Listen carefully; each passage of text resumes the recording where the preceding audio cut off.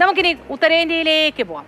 റായ്ബറേലിയും അമേഠിയും ഉൾപ്പെടെ 49 ലോക്സഭാ മണ്ഡലങ്ങളിൽ ഇന്ന് ജനവിധിയാണ്. രാഹുൽ ഗാന്ധി മത്സരിക്കുന്ന റായ്ബറേലി, സ്മൃതി ഇറാനി മത്സരിക്കുന്ന അമേഠിയിലും പോളിംഗ് തുടരുന്നു. 695 സ്ഥാനാർത്ഥികളാണ് 5ാം ഘട്ടത്തിൽ മത്സരരംഗത്തുള്ളത്. അർജുൻ പീതാംബരൻ ചേരുന്നു വിവരങ്ങളുമായി. അർജുൻ പീതാംബരൻ, എങ്ങനെയാണ് വോട്ടെടുപ്പ് പുരോഗമിക്കുന്നത്? വളരെ നിർണായകമായ സ്ഥലങ്ങളിലാണ് ഇന്ന് വോട്ടെടുപ്പ് നടക്കുന്നത്. വിധി നിർണ്ണയിക്കുന്ന, എല്ലാവരും ഉറ്റുനോക്കുന്ന സ്ഥലങ്ങൾ സമാധാനപരമാണോ?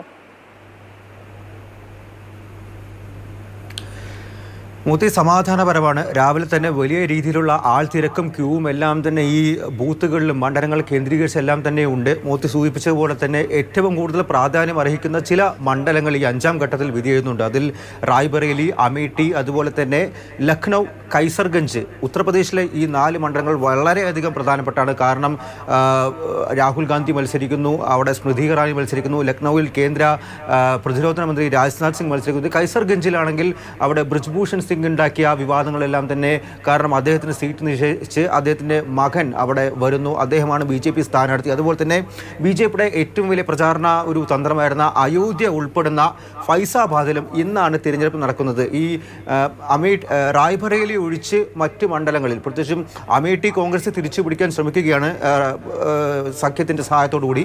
മറ്റ് മണ്ഡലങ്ങളിൽ BJPക്ക് ഭൂരിപക്ഷം എത്ര എന്നുള്ളൊരു ആ ഒരു തരത്തിൽ അവർ ഉറ്റുനോക്കുന്നു എന്നുള്ള കാര്യമാണ്. കാരണം ഒരു വലിയ രീതിയിലുള്ളൊരു തരംഗം അവിടെ ഉണ്ട് എന്നുള്ള കാര്യമാണ് BJPയുടെ ഒരു ആത്മവിശ്വാസം, അവരുടെ ഒരു അവകാശവാദം എന്ന് പറയുന്നത്.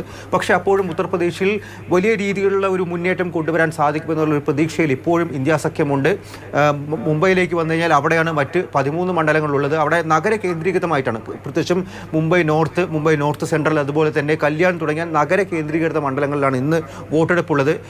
സാധാരണഗതിയിൽ ഈ വോട്ടിംഗ് ശതമാനം എല്ലാം തന്നെ കുറയാനുള്ളൊരു സാധ്യത ഉണ്ടെങ്കിലും ഇപ്പോൾ രാവിലെ 7 മണി തൊട്ട് ഇപ്പോൾ 9 മണിയായിരിക്കുന്നു. വലിയ രീതിയിൽ ആൾത്തിരക്കെല്ലാം തന്നെ ഇവിടെ ഉണ്ട് എന്നുള്ളതാണ്. പ്രത്യേകിച്ചും മുംബൈ നോർത്ത് സെൻട്രലിൽ അവിടെ ഉജ്ജ്വൽ നിഗം, ഈ കർക്കരയുടെ മരണമായിട്ടുള്ള വിവാദങ്ങൾ വന്നു. അതിന് പിന്നാലെ വലിയ രീതിയിലുള്ള ശ്രദ്ധ കേന്ദ്രീകരിച്ച അല്ലെങ്കിൽ ശ്രദ്ധ പിടിച്ചുപറ്റിയ മണ്ഡലമാണ്. ഒപ്പം തന്നെ പീയൂഷ് ഗോയൽ അവിടെ മുംബൈ സെൻട്രലിൽ മത്സരിക്കുന്നു. അങ്ങനെ പ്രധാനപ്പെട്ട സ്ഥാനാർത്ഥികളെല്ലാം തന്നെ ഉള്ള ഒരുപാട് മണ്ഡലങ്ങളാണ് ഇത്തവണ വിധി എഴുതുന്നത്. ഒപ്പം പശ്ചിമ ബംഗാളുണ്ട്. ഒഡീഷയിൽ ലോക്സഭാ തിരഞ്ഞെടുപ്പിനൊപ്പം തന്നെ ഇന്ന് നിയമസഭാ തിരഞ്ഞെടുപ്പിനേക്കുള്ള 35 മണ്ഡലങ്ങൾ കൂടി വിധി എഴുതുന്നുണ്ട്. 9:30 ശേഷമായിരിക്കും ആദ്യ ഒരു ഫലസൂചന, അല്ലെങ്കിൽ ആദ്യ ഒരു സൂചന എല്ലാം തന്നെ വരിക. പ്രത്യേകിച്ചും എത്രത്തോളം ശതമാനമായിട്ടുണ്ട്, എത്രത്തോളം ആളുകൾ എത്തി ആദ്യ മണിക്കൂറിൽ വോട്ട് ചെയ്തു എന്നുള്ളത്. പക്ഷേ ഇപ്പോഴും നിലവിൽ ലഭിക്കുന്ന റിപ്പോർട്ടുകൾ അനുസരിച്ച് എല്ലാ മണ്ഡലങ്ങളിൽ നിന്നും വലിയ രീതിയിലുള്ള തിരക്ക് ഇപ്പോൾ അനുഭവപ്പെടുന്നുണ്ട്.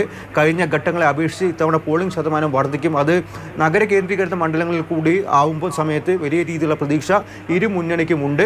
എന്തായാലും ഉത്തർപ്രദേശ്, അതുപോലെ തന്നെ ബീഹാർ, ജാർഖണ്ഡ്, മഹാരാഷ്ട്ര, പശ്ചിമ ബംഗാൾ പോലെയുള്ള പ്രധാനപ്പെട്ട മണ്ഡലങ്ങൾ, ഹിന്ദി ഹൃദയഭൂമിയിലെ ഏറ്റവും പ്രധാനപ്പെട്ട മണ്ഡലങ്ങൾ ഇന്ന് വിധി എഴുതും.